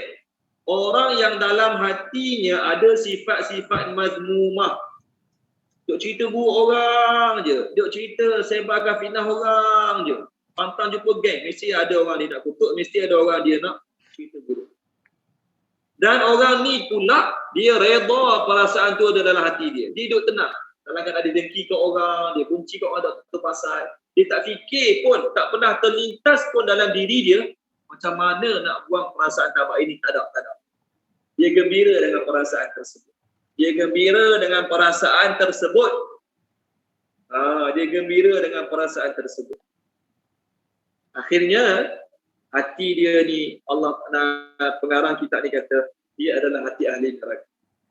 Jadi kita ada masalah hati kita masing-masing. Kita tahulah masalah hati kita masing-masing. Kita ustaz ke, kita tok imam ke, kita mufti ke, kita tahu masalah hati kita masing-masing. Jadi penyelesaian bagi masalah hati ialah Al-Quran. Baca Quran, kita niat di samping Allah sembuhkan penyakit-penyakit luaran yang ada, kita niat juga Allah Ta'ala sembuhkan penyakit-penyakit dalaman yang ada dalam diri kita. Salah satu penyakit hati apa dia? Cinta maksiat. Cinta maksiat. Duduk kat tempat paling baik lah, Mekah. Tapi masih lagi fikir cari tempat nak buat maksiat. Ini salah satu penyakit hati. Okey, cukup buat situ. Sifat Quran yang ketiga, Allah Ta'ala kata, Syifa'ul lima fis sudur. Quran ni adalah syifa bagi penyakit dalam hati. Yang ketiga, Quran adalah hudan, petunjuk. Quran adalah petunjuk. Maksud petunjuk apa dia? Yang akan menunjukkan jalan keselamatan bagi manusia, dunia dan akhirat. Quran akan jadi petunjuk keselamatan bagi manusia, dunia dan akhirat. Itu maksud hudan kat sini. Petunjuk. Besar tak petunjuk ni, penting tak petunjuk ni, tak tahu penting tak penting dia, kita tiap-tiap hari 17 kali minta pada Allah.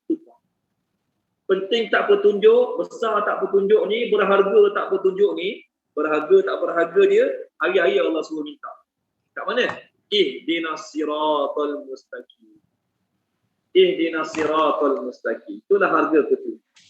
Dan Nabi pun ajar juga dalam doa-doa minta petunjuk. Allahumma inni as'alukal huda wat-tuqa wal-afafa wal-ghina. Penting tak? Penting petunjuk. Jadi kalau doa saja, semayang, doa, usaha tak ada, macam mana dapat petunjuk? Jadi bagaimana nak dapat petunjuk di samping doa dan semayang tadi, usaha kena ada Quran.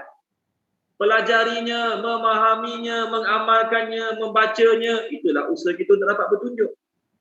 Doa minta nur, ya Allah, nak nur, ya Allah. Allahumma ja'al fi qalbi nura, fi sam'i nura, fi basari nura, ada doa tadi. Nak nur, usahanya apa? Apa usaha nak nur tu? Quran lah usahanya. Quran tu Allah panggil nur. Jadi baca Quran, mendalami Quran, barulah dapat nur. Okey. Yang keempat, rahmat. Tuan-tuan dan puan-puan, rahmat ni benda tak nampak.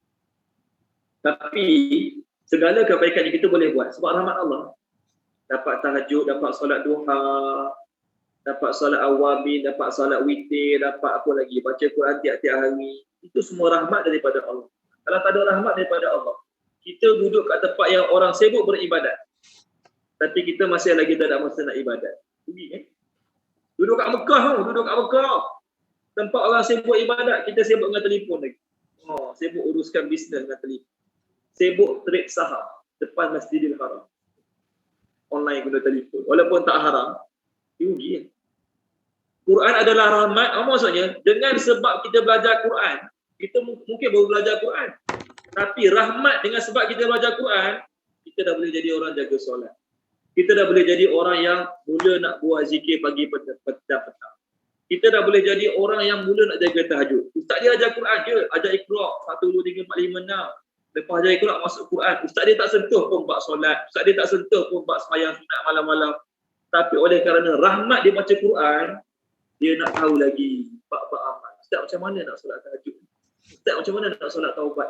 Ustaz macam mana nak zikir pagi petang? Ustaz boleh tak kalau saya solat duha dekat RNR? Soalan libur. Kita ngajar di Quran je. Tapi dengan berkat rahmat Al-Quran ni, macam-macam lagi amal lain bertambah. Tuan-tuan biasa jumpa tak orang yang mula-mula kelas ngaji dia seminggu sekali. Sekarang kelas ngaji dah jadi 6 kali. Seminggu dia ada 6 kelas. Kelas Quran, kelas tajwid, kelas talaki, kelas tanawum, macam-macam kelas ngaji dapat. Bermula pada satu kelas. Biasa jumpa kan? Orang yang seminggu satu kelas Quran, sekarang jadi 5-6 kelas ada Quran dia. Sahabat-sahabat kita pun ada. Kelas saya dalam seminggu tu 4-5 kali buka dia je adalah kelas saya. Bukan nak marah, nak kutuk. Baguslah kan?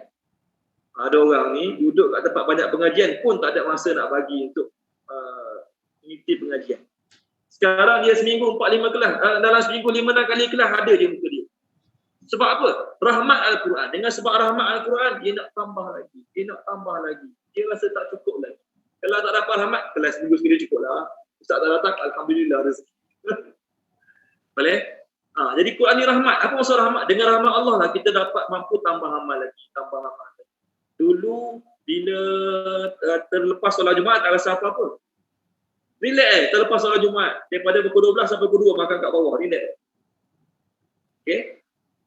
Jiran tak pun tak tegur. Biarlah jadi beli makanan kedai aku. Contohlah kedai aku. Contohlah. Okay? Tapi bila dah masuk kelas Quran, tak boleh jadi tak sembahyang Jumaat. Marah Pak Jais. Gila-gila Pak Jais sebab tak dapat solat Jumaat. Contoh. Jadi perasaan tu datang sebab apa? Sebab keberkatan ilmu Al-Quran. Rahmat daripada Al-Quran, orang yang mula-mula sikit dia terlibat dalam agama. Tapi sekarang dah macam-macam keluarga begitu. Masya Allah. Dalam jadual dia, ada 8 kuliah seminggu. Ustaz, kalau fiqh hari Selasa kat sini, surau ni. Kelas tajwid, hari Rabu kat surau ni. Oh, Masya Allah. Kita dengar kabar hebat. Aku tahu surau aku je lah, surau lain tu tak tahu. Dia tak insya-Allah semua surau dia tahu. Ustaz ni hari ni semua dia tahu. Kenapa? Semangat nak belajar agama tu datang. Kesan daripada apa? Quran je. Padahal guru pertama dia bukan cerita pasal amalan-amalan lain. Guru pertama dia ajar Iqra je kat dia. Tapi kerana rahmat Al-Quran, terbuka lagi hati dia untuk buat banyak lagi kebaikan-kebaikan. Tapi sayang, hudan dan rahmat dia untuk semua orang ke? Tak, untuk orang mukmin saja. Adapun untuk syifa dan juga mauizah tadi untuk semua orang. Sebab tu orang Islam kalau mengubat orang kafir guna Al-Quran boleh tak? Orang Islam mengubat orang kafir guna Al-Quran boleh ke tak boleh? Boleh. Tak adalah kata haram guna Al-Quran untuk orang kafir mengubat. Mana ada. Boleh je. Boleh. Sebab Quran ni syifa untuk semua orang, bukan untuk orang Islam saja. Mauizah untuk siapa? Untuk semua orang, bukan untuk Islam saja. Tapi petunjuk dan rahmat bagi orang yang mukmin sahaja. Jadi bersyukurlah orang yang Allah sibukkan diri dia dengan ilmu. Seterusnya ayat baru pula, ayat 58. Qul katakanlah bi dengan fadlillah, kurniaan Allah. Fadlillah, kurniaan Allah. Wa dan bi dengan rahmatihi, rahmatnya. Fa maka bi dengan zalika demikian itu.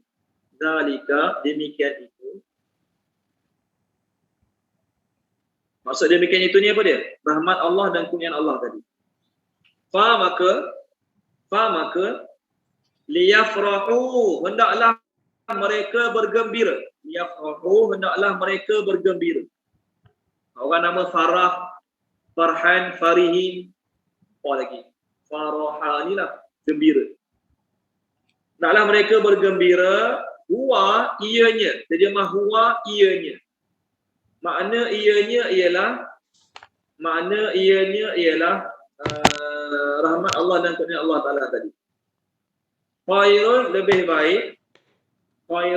baik mimma daripada apa yang yajma'un mereka kumpulkan.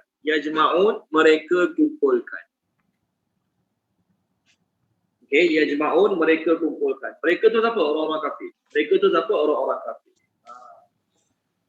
Terjemahkan dia, Dr. Fauziah terjemahkan boleh Dr. Fauziah? Muka surat berapa Ustaz? 215, ayat kita sekarang 58. Okey. Bismillahirrahmanirrahim. Katakanlah Muhammad, dengan kurnia Allah dan rahmatnya, hendaklah dengan itu mereka bergembira. Kurnia Allah dan rahmatnya itu adalah lebih baik daripada apa yang mereka kumpulkan. Okey. Ayat ni nak suruh kita sedar betapa bernilainya agama kita tu. Qul katakanlah Muhammad, kata pada siapa ni? Kata pada sahabat-sahabat yang miskin, yang susah, yang kena halau daripada Mekah ke Madinah, yang menumpang kat masjid tak ada rumah sendiri, yang menumpang rumah-rumah orang Ansar tak ada rumah sendiri. Susah tak hidup? Susah hidup. Tapi Allah katakanlah wahai Muhammad pada sahabat-sahabat engkau dengan kurniaan Allah. Apa makna rahmat kurniaan Allah kat sini? Imam Jalaluddin As-Sayuti, pengarang kitab tafsir Jalalain, mengatakan Al-Quran. Fadlillah kat sini maksudnya Al-Quran. Katakanlah dengan kurniaan Allah, iaitu Al-Quran. Fadlillah kat sini maksudnya Al-Quran. Katakanlah dengan Al-Quran dan dengan rahmatnya. Apa maksud rahmatnya? Nabi Muhammad SAW. Dalam ayat lain Allah kata, wa ma arsalnaka illa rahmatan lil alamin. Nabi Muhammad adalah rahmat. Jadi katakanlah wahai Muhammad, dengan kurniaan Allah iaitu Al-Quran dan dengan rahmat Allah iaitu Nabi Muhammad SAW, maka dengan nikmat itu hendaklah mereka rasa gembira sangat. Orang dapat beli rumah baru, gembira tak? Gembira. Dapat kereta baru, gembira tak? Gembira. Dapat kahwin baru, lagi gembira. Haji Sakir kata. Okey, betul lah. Okey, dapat rumah baru, kereta baru, jam tangan baru, kasut baru, dapat beli tanah. Gembira ke tak gembira? Gembira. Tapi Allah kata, dengan dua nikmat ni orang Islam kena gembira hari-hari. Kita gembira beli kereta baru setahun dua je. Tahun ketiga ada lagi tak perasaan gembira tu, tak ada lah. Kaki kita tengah panas kan. Dulu siap beli kelambu, beli ubat nyamuk kat kereta. Ubat nyamuk tak belilah. Beli kelambu tu, buka kereta tu, kelambu warna silver. Balok gila-gila je kelambu tu. Kelambu tu takut kena tiup angin, gantung botol air. Gantung botol air kat kelambu, kat kereta tu. Sebab tak nak kereta tu bercalar lah, kena habuk lah. Betul kan?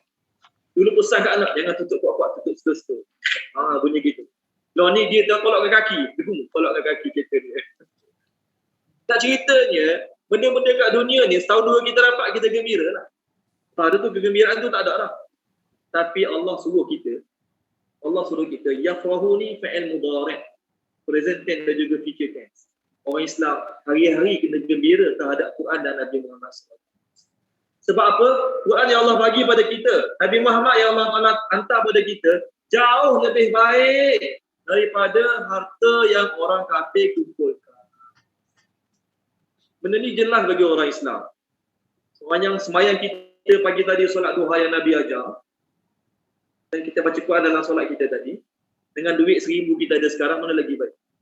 Solat kita of course lagi baik. Duit 1,000 ni kan habis, esok lusa habis lah, contoh. Tapi semayang kita jauh lagi baik. Jadi Quran yang kita ada, Nabi Muhammad yang ajar kita macam-macam ilmu, dua perkara ni kena gembira sangat. Hari-hari bangun tidur kena senyum. Sebagaimana orang baru beli kereta baru semalam, bangun-bangun tidur senyum. Kenapa tak sabar nak naik kereta baru lagi cepat? Contohlah. Gembira. Macam tu lah orang Islam bangun-bangun pagi-pagi kita senyum. Kita suruh senyum seorang-seorang. Nak cakapnya nak datangkan perasaan gembira dalam hati, aku ni ada Quran, ada Nabi. Biarlah aku duduk rumah flat atas sekali, tak ada duit nak beli rumah biasa, contoh. Biarlah aku naik kereta kancil, nak beli kereta baru, bank tak bagi. Nak beli kereta buruk pun bank tak bagi pinjam. Punya miskin hidup. Kena beli kereta kancil je. Okey, harga 5,000. Tu je kereta kita mampu beli. Contoh. Perlu bersedih ke? Ada orang lain ada kereta hebat-hebat, rumah hebat-hebat, tak payah sedih. Tak payah sedih. Tak payah sedih. Awak orang Islam awak tak boleh sedih. Kalau orang kafir miskin sedih, tak apa, biar dia sedih. Kalau kafir miskin tak tu dia patut sedih pun.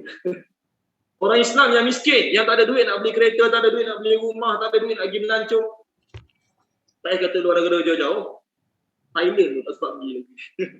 Indonesia dekat tak nak pergi lagi. Sabah Sarawak tak nak pergi lagi. Contohlah tak ada duit sangat. Tak pernah naik kapal terbang masa hidup dia. Miskin sangat. Contoh. Dia pun Allah kata kena gembira. Awak kena gembira. Sebab apa saya kena gembira? Saya miskin. Bukan sebab miskin kaya. Tapi sebab awak ada Al-Quran, awak ada Nabi SAW. Ni. Tajuk.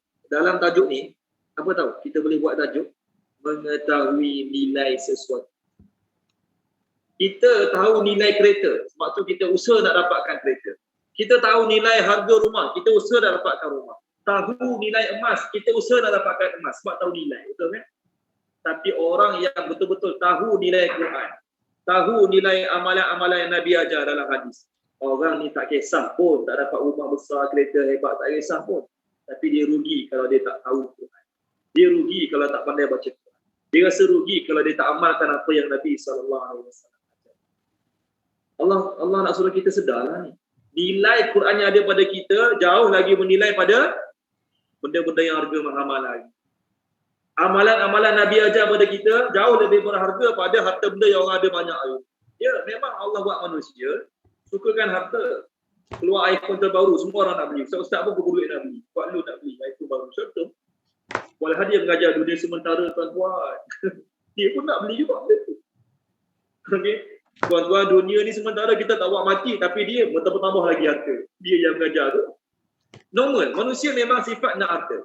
Tapi dalam masa yang sama, sedarkan diri kita, kita tak dapat semua benda tu, kita dapat ke semua benda tu, tak dapat ke semua benda tu, saya adalah the fortunate person in this world. Betul kan? Orang paling beruntung atas muka. Walaupun saya tak pernah dapat kereta baru macam orang tu, walaupun saya tak pernah naik kapal terbang selama hidup saya adalah orang paling beruntung atas muka bumi ni. Kenapa awak ada apa? Awak ada apa awak nak beruntung? Ni, Allah beritahu, dengan dua nikmat aku kena rasa gembira sangat. Sebab Al-Quran dan Nabi yang Allah telah bagi kepada kita, Allah kata khairun, jauh lebih baik daripada harta yang orang kafir kumpulkan. Sekarang nampak tak nilai ni? Tak nampak. Sekarang sedih. Kenapa sedih? Kenapa saya hidup miskin? Sedih. Kenapa sedih? Tengok orang pakai kereta hebat-hebat. Saya ni mampu tengok je. Itu ayat dia. Sedih. Tengok orang melancong gulu giling, lepas buka immigration buka boleh pergi luar negara gulu giling. Sedih. Okey. Orang lain saya pun nak vaksin dos ketiga ni sebab lagi melancong. Kita kata apa? Aku nak vaksin apa? Lagi saya pun tak pernah pergi lagi. Saya fikirlah nak dos ketiga nak pergi melancong, tak payah fikirlah. Sedih tak bunyinya? Sedih. Cakap dia jangan sedih. Kita orang Islam tak boleh sedih. Tak boleh sedih terhadap apa duniawi kita tak dapat. Yang kena sedih tu si kafir tu. Sebab apa? Allah kata kurniaan Allah dan rahmat Allah jauh lebih baik. Satu hari kat Madinah, datanglah 7 kafilah dagangan.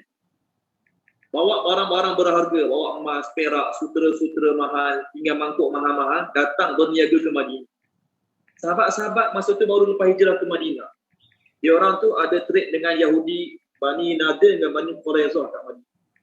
Sahabat-sahabat masa tu kita kata baru hijrah daripada Mekah ke Madinah. Ramai kebanyakannya miskin lah. Jadi tengok 7 kafilah dagangan bawa barang-barang perniagaan yang hebat-hebat, emas, perak, sutera, periuk-periuk yang mahal-mahal hebat-hebatnya, maka terkesan dalam hati mereka. Mereka pun berkata, apa sahabat kata? Lau kanat hazihil amwalu lana la taqarrabna biha ila Allah wa anfaqnaha fi sabilillah. Sahabat kata, ada niat nak dunia lah. Cuma niat dia awal-awal lagi dah baik. Sahabat kata, kalau kita ada duniawi macam tu, yang 7 kafilah dagangan bawa tadi, nescaya kita akan gunakannya untuk dekatkan diri dengan Allah dan kita akan infakkannya di jalan Allah. Baik, baguslah. Tengok, kita kan kadang-kadang berangan kan, kalau aku kaya macam dia, aku nak sponsor 4-5 orang suruh aku pergi haji contoh. Kalau aku kaya macam dia, aku nak sedekah rumah anak yatim contoh. Baguslah niat macam tu.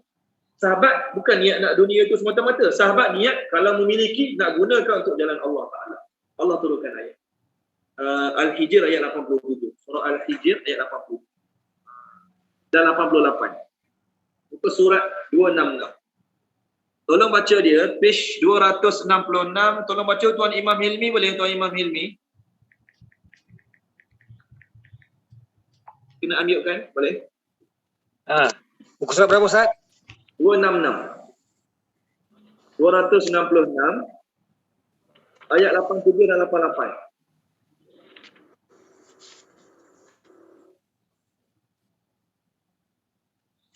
A'udzubillahi minasyaitonir rajim. Dan sesungguhnya kami telah memberikan kepadamu 7 ayat yang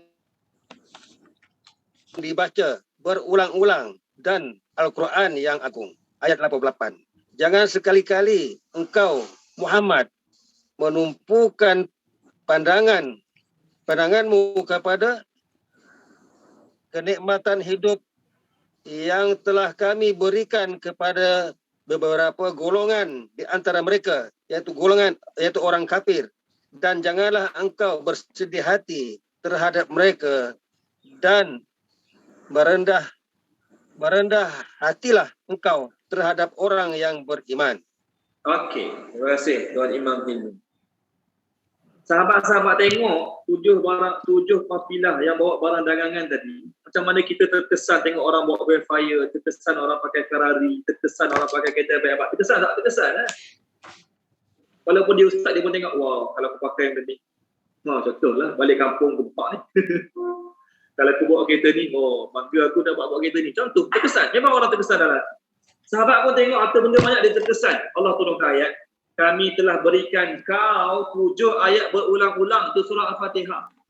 Dan Quran yang agung. Maknanya Allah nak kata, surah Fatihah yang kau ada tu, dan Al-Quran yang kau ada tu, jauh lebih bernilai, jauh lebih berharga, jauh lebih mahal daripada harta benda mereka bawa. Perasaannya dia tak ada dalam diri. Perasaannya dia tak ada dalam diri kita. Kalau ada, Alhamdulillah. Kalau tak ada, kena doa pada Allah. Ya Allah, berilah aku faham nilai Quran. Kita dengki dengan orang banyak harta, tapi kita tak dengki dengan orang yang pandai Quran, rajin baca Quran, tahu ilmu Al-Quran. Contohnya dengan orang yang banyak harta, seorang lagi ada ilmu Al-Quran, dia lagi patut kita dengki banding orang banyak harta. Tapi kerana tak tahu nilai ni, orang yang tahu Quran dengki kat orang berharta. Dia ada ilmu Quran. Dia ada ilmu Quran. Dia dengki dengan orang yang banyak harta. Padahal orang tu tak tahu Quran, contoh. Jadi poin ni apa dia? Poinnya ialah kita tak tahu nilai. Kita tak tahu nilai. Oleh kerana kita tak tahu nilai, kita sendiri tak tahu nilai Quran tu besar. Macam mana kita nak encourage orang baca Quran? Macam mana kita nak encourage orang untuk baca Quran? Kita sendiri pun tak rasa besar Quran kita ada. Kita sendiri pun tak rasa beruntung nikmat Quran, nikmat Nabi Allah bagi pada kita. Sedangkan Allah kata, ma indallahi khairun wa abqa. Apa yang ada di sisi Allah lagi baik, lagi kekal. Dunia tak kekal. Orang ada kereta hebat, tak kekal. Orang ada tanah banyak, tak kekal. Orang ada rumah besar-besar, tak kekal. Yang kekal apa dia? Quran kita baca pagi tadi. Yang kekal apa dia? Kita belajar Quran malam tadi, belajar Iqra' 5 dengan ustaz kita, tu kekal. Pahalanya sampai hari. Itu lagi baik bagi orang yang tahu hakikat. Bagi orang yang tahu hakikat, itu lagi baik. Nikmat kesihatan hanya akan disedari bagi orang yang Allah bagi sakit. Dia kaya. Rumah besar, duit banyak, kereta hebat, Allah bagi dia sakit lumpuh. Kereta 10 biji kat rumah. Contohlah, dia ada 10 biji kereta kat rumah, tapi Allah bagi dia lumpuh. Masa tu dia sedar tak guna kereta banyak kalau tak sihat. Masa tu dia sedar tak guna kereta banyak kalau tidak sihat. Jadi dia menyesali dirinya kerana dulu tak jaga kesihatan sungguh-sungguh. Dulu sebelum Allah bagi dia sakit, dia rasa betapa bernilainya banyak harta ni. Lepas Allah bagi dia sakit, barulah dia tahu harta yang banyak tak bernilai untuk kesihatan lagi berharga pada harta yang banyak. Betul kan? Masalah bagi dia sakit. Jadi kesedaran tu dah ada pada dia. Kesedaran yang harta tu tak bernilai dah ada pada dia masa dia sakit. Tuan-tuan dan puan-puan, nanti kita semua akan merasai kesedaran betapa tidak bernilainya dunia ni. Bila? Kita dah mati. Masa hidup ni, kenapalah aku tak boleh beli rumah lagi? Kenapalah aku tak mampu lagi kaya macam dia? Kenapalah aku ni macam-macam kenapalah masa kita hidup ni? Sebab tak dapat dunia yang kita nak. Normal, perasaan tu ada. Tak salah pun. Tapi lepas kita mati nanti, tak timbul dah soalan. Kenapa aku tak beli rumah macam dia? Kenapa aku tak banyak duit macam dia? Kenapa aku tak ada kereta macam dia? Tak timbul. Lepas mati nanti, kenapa aku tak baca Quran? Kenapa aku tak belajar Quran sungguh? Jadi penyesalan tu, kesedaran tentang tidak bernilainya harta ni, kita akan sedar lepas kita. So sekarang apa kita kena buat? Kita kena sedarkan diri kita betapa bernilainya Al-Quran. Minta maaf nak cerita luar tajuk sikit, tapi ada kaitan lah. Hari ni ada mesin air harga RM18,000. Okay, sahabat-sahabat kita ada beli. Kangen water. Mesin air RM18,000. Katil kesihatan RM10-12,000. Tahu katil Sarajen tu. RM12,000 katil kesihatan. Betul kan? Pernah dengar kan? Kita dengar, oh bazir RM18,000 beli mesin air. Tak kahwin seorang lagi. Boleh macam-macam air. TO, Nescafe, teh tarik kalau kahwin seorang lagi. Ni mesin air kosong je lah. Paling hebat pun air sejuk. Contoh lah ni. Saya tak nak cerita pasal produk tu ke, bukan nak condemn produk. Tapi, orang yang jual mesin air ni, dia boleh cerita nilai mesin tu, dia boleh cerita kat kita nilai berharga mesin tu, sampai kita yang ada duit, tak pernah terfikir pun untuk beli, boleh beli. Mula-mula dengar RM18,000, bazir mesin RM18,000. Tapi oleh kerana penjual, salesman yang jual mesin air tu, dia pandai cakap, pandai cerita kelebihan ada mesin tu, sampai kita beli. Kalau kita duit, kita tu RM18,000 sekali keluar macam tu. Kalau tak ada duit, buat loan dengan bank rakyat. Bayar bulan-bulan kat bank untuk beli mesin. Apa saya nak sampaikan kat sini? Dia punya hebat dalam berkata-kata sampai dia boleh buat kita yakin betapa bernilainya mesin air tu kalau kita memilih. Betul kan? Hebat tak penjual tu? Hebat lah. Saya yang tak ada niat nak beli, boleh jadi nak beli. Duit tak ada, buat loan beli mesin dia tu. Hebat tak dia? Hebat lah. Tuan-tuan pun ada juga mesin tu. Saya tahu lah. Tapi, betul kan hebat kan dia orang? Boleh ubah minda orang yang tak terfikir untuk beli, jadi nak beli. Hari ni ada tak salesman yang boleh cerita pasal Quran kat kita sampai kita sanggup belajar Quran sehari, seminggu 8 kali? Ada. Maksudnya orang tu dia cerita pasal kehebatan Quran kat kita sampai kita kata lepas pada ni aku nak buat keputusan Separuh hidup aku kena bagi untuk Quran. Biasa seminggu ni, sebelum ni kelas Quran seminggu sekali. Aku lepas pada ni tak ada, seminggu kena 4 kali. Sibuk macam mana pun aku nak wajibkan 4 kali buat Quran tu seminggu. Kenapa tiba-tiba ubah fikiran macam tu? Sebab dia ni cerita kat aku pasal Quran hebat sangat. Sampai aku nak belajar Quran dengan dia ini. Tuan-tuan, agama Islam ada pada kita mahal tak? Agama Islam, Quran, Nabi Muhammad yang Allah bagi pada kita jauh lagi mahal pada mesin 18,000 tadi, betul kan? Ke mesin tu mahal lagi pada Quran? Mana boleh.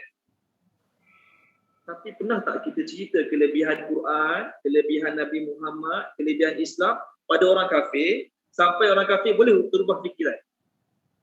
Masuk Islam lah. Tepat. Orang jual mesin air tadi, dia boleh cerita mesin air tu pada stranger, tahu stranger, orang dia tak kenal. Biasanya peniaga ni dia cari orang kenal untuk jual produk dia. Dia kenal saya, dia cerita kat saya. Tapi ada orang-orang yang baru kenal kedai makan tadi. Borak, esok-esok close. Boleh jual mesin kat orang tu. Hebat tak? Hebat dia berkata-kata, hebat dia meyakinkan orang tentang produk dia bagus. Sampai orang baru dia kenal semalam, hari dah beli dah mesin dia. Hebat lah, peniaga macam tu hebat. Ramai orang macam tu. Ada ustaz seorang, ustazah, suami isteri, jual mesin kangen water. Bulan income dia 120,000. Awak ustazah boleh kenal ramai orang? Tak. Orang dia cari tu tiba-tiba jalan. Dia jumpa borak-borak pun beli mesin. Hebat. Saya bukan nak cerita produk tu hebat, saya bukan nak cerita apa-apa, saya nak cerita ni. Orang peniaga-peniaga, dia hebat dalam ilmu meyakinkan orang tentang produk. Betul kan? Produk kita apa dia? Ni lah, Quran, hadis, Islam. Ni produk kita jauh lagi mahal pada mesin tu. Jauh lagi berharga pada katil 11,000 besar rajin tu. Tapi soalannya, kita boleh tak cerita pasal produk kita pada orang bukan Islam sampai diorang pun terfikir nak ada produk macam kita? Itu soalan. Boleh tak? Tak payah cerita pada orang kafir. Kita nak yakinkan orang Islam produk kita pun tak boleh lagi. Kita nak yakinkan produk kita, produk Quran kita, produk Nabi yang kita ada, produk Islam yang kita ada ni, kita nak cerita pada orang Islam untuk amalkan pun tak mampu lagi. Macam mana nak cerita pada orang bukan Islam? Tahu tak kenapa? Kita pun tak yakin dengan produk kita, macam mana kita nak yakinkan orang dengan produk kita? Betul kan? Dia jual mesin air ni tapi dia minum air lain. Pelik tak? Dia jual mesin air kan betul. Tapi dia minum air lain. Awak jual mesin ni tapi awak minum air lain. Kenapa? Mesin ni lagi bagus pada mesin saya jual. Mana ada penjual macam tu? Dia yakinkan orang dengan produk dia tapi dia pakai produk lain. Ni pula. Betul. Dia yang jual produk tu, dia memang betul-betul yakin dengan produk dia. Sampai dia boleh cerita pada orang, sampai orang lain pun terkesan, percaya, yakin, beli walaupun harga mahal. Duit tak ada, buat loan dengan bank. Bayar bulan-bulan kat bank, beli juga produk. Kita hari ni, produk kita lagi hebat tau. Quran, Nabi, Islam. Tapi kita tak mampu untuk yakinkan orang nilai produk kita, ketinggian harga produk kita yang boleh buat orang ragu. Betul kan? Sebab apa? Tak nampak. Betul kan? Biasa kalau saya cerita pasal produk tadi, tengok ni, dia jual mesin setahun dia dapat income 500,000 setahun. Terkesan tak? Wow. Semua orang wow. Ustaz-ustaz pun wow. Biasa. Nanti 500,000 nilai. Nampak tak? Nampak. Tapi saya cerita pasal produk. Dia ni, setiap minggu khatam Quran 30 juz. Sebulan 4 kali khatam. 2-3 orang je wow. Yang lain tak ada wow. Sebab apa? Khatam Quran seminggu sekali, apa kelebihannya? Apa sangat hebatnya? Tu, yang 100,000 setiap bulan tu hebat. Kita nak tanya dia, macam mana dia dapat 100,000 sebulan? Cari dia, belajar dengan dia dapat 100,000 sebulan. Nampak nilai duit, betul kan? Tak salah lah nak belajar, nak cari duit silakan. Tapi pasal Quran tadi, dia setiap minggu khatam Quran. Ustaz saya cerita, dia pernah jadi imam kat KL. Ustaz saya pernah jadi imam kat KL semalam solat tarawih. Dia jadi imam tarawih, masa tu zaman tu hafiz Quran tak ramai lagi. Tak ramai lagi pelajar-pelajar tahfiz kat Malaysia ni. Tahun 90-an, awal-awal 90-an. Dia jadi imam tarawih, ada orang belakang tegur dia. Orang tu tegur betul. Lepas main dia tanya, pakcik hafal Quran ke? Tak, saya tak hafal Quran. Tapi saya setiap minggu khatam Quran. Dia tak hafal Quran, tapi setiap minggu dia baca Quran sampai khatam. Imam baca salah boleh tegur imam. Orang macam ni kita kena kagum, kena belajar. Macam mana boleh bagi masa baca Quran. Tapi kita tak terkesan. Kita terkesan yang sebulan 100,000. Macam mana awak buat? Sebab apa? Nilai duit nampak. Semua orang nampak nilai duit. Tapi nilai Quran, nilai amal nampak tak? Tak nampak. Nabi datang nak yakinkan kita nilai amal ni. Nabi datang nak yakinkan kita nilai Quran ni. Atau ayat ni Allah kata, kalau kita tahu nilai Quran, kalau kita tahu nilai amal, kita tak akan bersedih walaupun satu saat terhadap dunia yang kita tak dapat. Kalau kita tahu nilai Quran, kita tak akan bersedih walaupun satu saat terhadap nilai dunia yang kita tak dapat. Boleh? Mudah-mudahan Allah bagi keselamatan pada kita tetap. InsyaAllah yang baik pada Allah SWT. Apa tak baik daripada kekurangan kelemahan saya, minta maaf pada tuan-tuan, minta ampun pada Allah SWT. Nak elan sikit boleh? Minta maaf nak elan sikit. Tuan-tuan mungkin kenal Ustaz Fadli Al-Yamani kan? Ustaz Fadli Al-Yamani, arwah Ustaz Fadli Al-Yamani. Biasa mengajar kat Radio IKIM dulu. Dia dah arwah dah lah Ustaz ni. Dah meninggal dah. Dia ada mengajar kat Surau Seksyen 9 Ittihadiyah, Raja Feka. Dia ada madrasah kat Kampung Baru. Anak dia nak belajar kat Yaman. Anak Syekh Fadli, Ustaz Fadli Al-Yamani, anak dia nak sambung belajar kat Yaman. Jadi siapa-siapa dia nak beri sumbangan, nak bayar zakat, boleh bagi pada anak dia lah. Anak Ustaz Fadli, arwah Ustaz Fadli Al-Yamani. Dulu kat Radio IKIM, dia lah semua mengajar bab fiqh kat Radio IKIM. Surau Ittihadiyah Seksyen 9, dia semua mengajar fiqh. Lepas mengajar 5 minit, 10 minit, macam-macam soalan orang tanya. Dia jawab, Masya Allah. Jawapan dia hebat. Hebatlah bab fiqh Ustaz Fadli Al-Yamani ni dah meninggal dunia. Sekarang anak dia nak sambung belajar kat Yaman. Jadi siapa nak bagi zakat ataupun sumbangan, boleh bagi pada anak dia. Sekarang saya akan share nombor akaun anak dia dalam grup kita. Siapa nak bagi, boleh bagi semua. Mudah-mudahan jadi sahabat akhirat kita. Bismillahirrahmanirrahim. Subhanallah wa bihamdihi. Subhanakallahumma bihamdika. Asyhadu an la ilaha illa anta. Astaghfiruka wa atubu ilaik. Allahumma zayyinna bi zinatil Qur'an wa akrimna bi barakatil Qur'an. Wa syarifna bi syarafatil Qur'an wa adkhilna jannata bi syafa'atil Qur'an. Ya Rabbal fadli wal ihsan. Allahumma inna nas'aluka ilman nafi'an wa rizqan wasi'an wa rizqan mubarakan wa amalan taqabbalan. Allahumma anfa'na bima 'allamtana wa 'allimna ma yanfa'una wa zidna ilma walhamdulillah. Terima kasih semua. Assalamualaikum. Waalaikumsalam. Assalamualaikum warahmatullahi wabarakatuh. Terima kasih Ustaz. Terima kasih Ustaz. Sama-sama semua. Sama-sama. Terima kasih Ustaz.